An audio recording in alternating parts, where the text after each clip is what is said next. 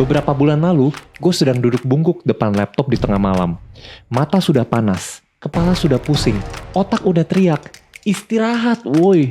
Tapi gue tetap lanjut. Gue mikir dengan istirahat lebih sedikit, gue bisa kerja lebih banyak. Tapi malahan hasil kerja berantakan dan malah butuh waktu tambahan buat perbaiki kesalahan tadi.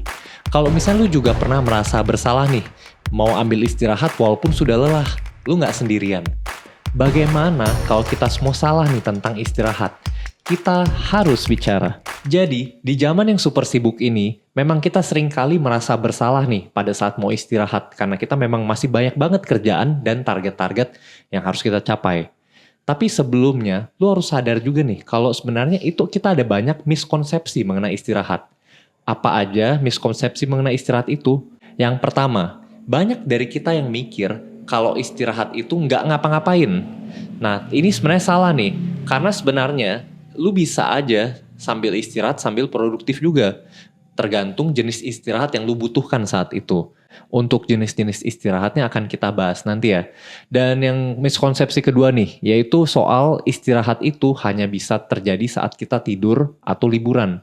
Jadi kalau di luar libur atau tiduran, ya kita nggak istirahat. Padahal salah nih, karena lu sebenarnya bisa istirahat kapan saja dan di mana saja, tergantung cara lu istirahatnya. Dan yang miskonsepsi ketiga nih, yaitu kalau misalnya lu cuma boleh istirahat, kalau tugas lu udah selesai aja. Jadi lu tunggu selesai baru boleh istirahat. Nah ini juga bahaya nih, soalnya kalau lu pikir-pikir lagi, memang kapan sih kita pernah selesai semua tugasnya? Kapan masalah di hidup ini berakhir semuanya? Ya gak ada kan, jadi ujung-ujungnya kita cuma istirahat pada saat sudah capek aja, sudah benar-benar gak kuat. Dan yang miskonsepsi terakhir nih, yang gak kalah pentingnya, yaitu lu harus ubah mindset lu kalau istirahat itu menurunkan produktivitas. Cuman buat orang males aja. Karena gini loh, lu bayangin lu lagi lomba. Istirahat itu bukan reward ketika lu sudah menang lombanya. Tapi istirahat itu bensin agar lu bisa menang lombanya. Jadi kalau lu sampai kurang istirahat, itu akan menyerang segala aspek di dalam kehidupan lu nih. Mulai dari aspek fisik. Jadi kalau misalnya lu kurang istirahat, pasti fisik lu loyo dong, gak punya energi. Dan ini yang paling parahnya lu juga jadi lebih mudah sakit.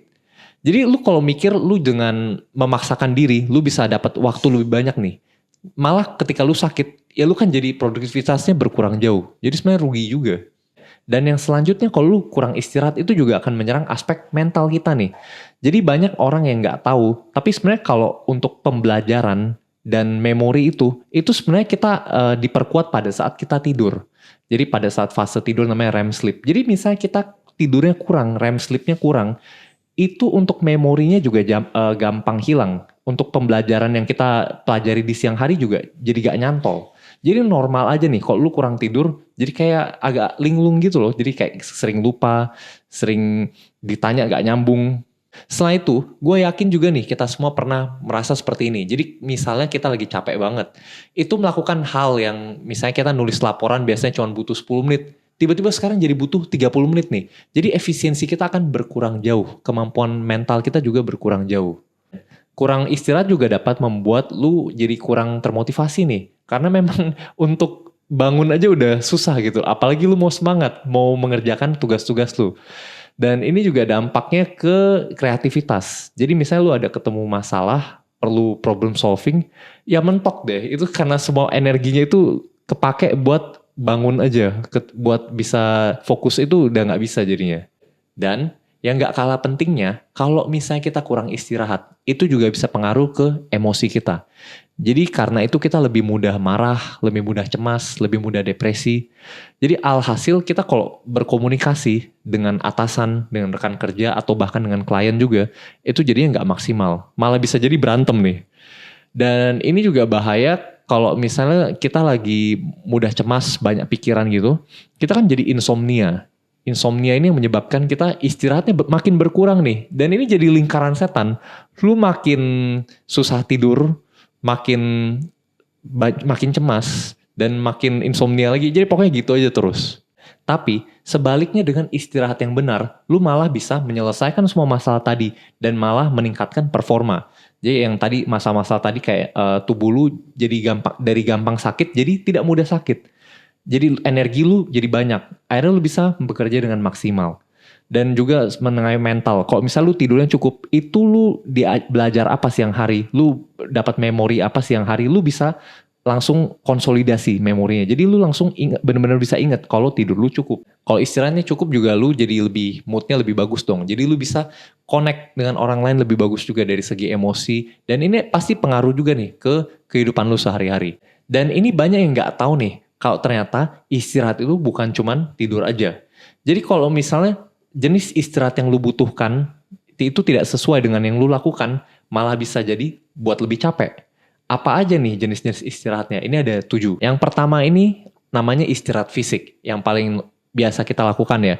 Yaitu pas kita lagi tidur. Tapi nggak cuma tidur aja. Sebenarnya kadang-kadang kita butuh stretching, butuh jalan-jalan, butuh peregangan. Dan yang kedua itu istirahat mental. Jadi kita harus kadang-kadang berhenti mikirin hal-hal yang berat nih. Harus misalnya sambil menulis jurnal buat melepaskan pikiran aja. Dan yang ketiga itu ada juga yang namanya istirahat sensorik. Jadi kita kan menerima informasi banyak banget nih setiap harinya. Dan otak kita nanti bisa overload jadinya. Jadi kadang-kadang penting bagi kita buat menenangkan diri aja. Yaitu misalnya dengan tutup mata aja. Misalnya kalau lu mau meditasi itu juga bagus. Tapi misalnya lu cuma duduk-duduk aja sambil tutup mata. Itu juga istirahat. Yang keempat ini ada juga yang namanya istirahat emosional. Jadi kita kan setiap hari adalah emosi naik turun, tegang, cemas dan sebagainya. Jadi penting bagi kita untuk melepaskan beban itu. Yang bisa juga dengan meditasi atau misalnya mau curhat juga bisa, ngobrol dengan orang-orang yang lu percaya, ini bisa membantu banget. Itu jenis istirahat juga. Yang kelima, ini ada juga yang namanya istirahat sosial. Jadi kalau misalnya lu introvert, mungkin lu butuh sendiri aja untuk ngecas energi. Tapi kalau misalnya lu ekstrovert, itu juga bukan berarti lu ketemu orang sembarangan bisa ngecas energi. Ini lu harus ketemu orang-orang yang memang lu cocok aja, baru bisa ngecas energinya juga. Dan yang keenam ini namanya istirahat kreatif. Jadi lu coba cari hal-hal yang bisa memberikan inspirasi bagi lu nih. Kayak contohnya dengerin musik, baca buku, nonton film, dan sebagainya. Dan yang ketujuh, yang banyak orang gak sadar juga nih, ini ada juga yang namanya istirahat spiritual. Jadi dalam hidup ini kan kita memang banyak tuntutan ya, banyak kewajiban. Dan kita merasa nih tiap hari kita cuman nyari-nyari duit aja. Padahal kan kita sebenarnya pengen lebih dari itu. Nah makanya ini penting banget kita bisa istirahat spiritual. Yaitu dengan kita connect ke hal yang lebih besar dari diri kita. Kita merasa diri kita lebih berguna. Biasanya sih memang agama. Cuman gak harus agama juga. Mungkin lu bisa volunteer ke hal-hal yang misalnya membantu anak yatim dan sebagainya. Jadi solusi istirahat itu gak selalu tidur. Atau malah scrolling TikTok. Ini tergantung jenis istirahat yang sedang kita butuhkan, itu pilihan istirahatnya juga harus tepat. Jadi, misalnya kita sedang butuh istirahat sensorik, jangan sampai kita scrolling TikTok atau ngecek YouTube, itu malah membuat kita semakin capek, bukan yang membantu. Itu kalau misalnya kita butuh istirahat kreatif ya boleh lah. Jadi kita harus cek terus nih, ini kita butuh istirahat yang gimana. Jadi, bagaimana cara implementasi jenis-jenis istirahat ini ke dalam kehidupan kita? Yang pertama, kita harus identifikasi dulu, kita butuh istirahat yang mana. Jadi coba cek deh, kita saat ini memang apakah kita sedang capek fisik, terlalu emosinya terlalu tinggi, jadi kita butuh istirahat emosional, atau misalnya terlalu overload nih sensorik kita, jadi kita harus istirahat sensorik.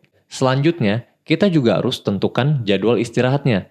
Sama dong seperti kita kerja juga ada waktunya. Kayak misalnya dari jam 9 sampai 5. Ini istirahat.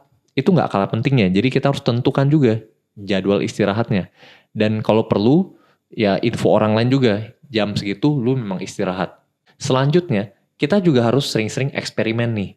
Karena setiap orang memang cara istirahatnya berbeda-beda. Ada nih yang cocok istirahatnya jalan-jalan di taman. Ada yang cocok misalnya bermain dengan anak-anak, bermain dengan binatang. Dan ada juga yang suka melukis. Jadi kita harus eksperimen sendiri nih, mana yang paling cocok, mana yang ngecas energi kita paling banyak. Setelah itu, kita juga harus sambil cari-cari cara untuk paketin istirahatnya. Jadi memang istirahat itu bisa aja lu lakukan bersama. Kayak contohnya, lu bisa jalan-jalan di taman sambil dengerin musik favorit. Jadi itu kan istirahat fisik sambil istirahat kreatif juga.